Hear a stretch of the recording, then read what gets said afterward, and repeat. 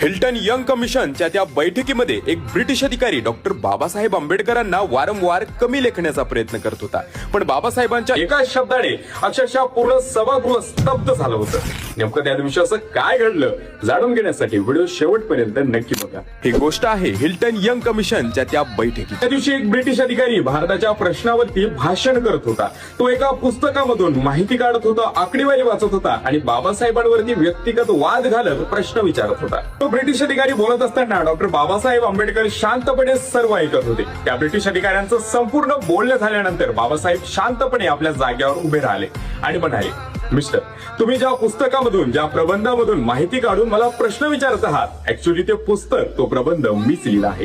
बाबासाहेबांचा हे शब्द ऐकता संपूर्ण सभागृह बाबासाहेबांकडे आश्चर्यचकित होऊन बघत होते.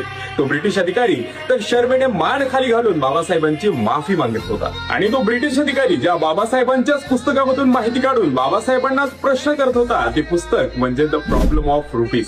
पुढे बाबासाहेबांच्या याच पुस्तकाच्या आधारावर 1 एप्रिल 1935 मध्ये आरबीआय रिझर्व्ह बँक ऑफ इंडियाची स्थापना करण्यात आली. सांगायचं म्हणजे बाबासाहेबांची बुद्धिमत्ता ही खरंच विश्वाला चकित करून सोडत होती. जय